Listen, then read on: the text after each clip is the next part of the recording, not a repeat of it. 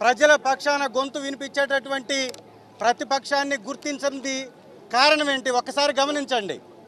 ఈ రాష్ట్రంలో జరుగుతున్నటువంటి అరాచకాలపై, ఈ రాష్ట్రంలో జరుగుతున్నటువంటి అఘాయిత్యాలపై, ఈ రాష్ట్రంలో జరుగుతున్నటువంటి దోపిడీపై గళమెత్తేటటువంటి ప్రతిపక్షం లేకపోతే విచ్చలవిడిగా వాళ్ళ దోపిడీని సాగించవచ్చు అనేటటువంటి ఒక కుబుద్ధితోటి కావాలని ప్రతిపక్ష హోదా ఇవ్వకుండా వారు ఎగ్గొడుతున్నటువంటి పరిస్థితి. ఇవాళ గవర్నర్ గారి ప్రసంగంలో వారిని స్పందించవలసిందిగా కోరాం. ఇవాళ గవర్నర్ గారు స్పందించకపోవడానికి కారణం ఏంటి? ప్రతిపక్షము అంటే ప్రజాస్వామ్యంలో భాగస్వామి కాదా?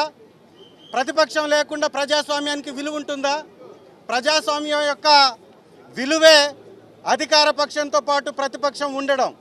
అలాంటి ప్రతిపక్షం లేకుండా చేయడం అంటే ప్రజాస్వామ్యాన్ని కూనీ చేయడం తప్ప ఇంకోటి కానే కాదు అనేది మాత్రం స్పష్టంగా ప్రజలందరూ అర్థం చేసుకోవాలి.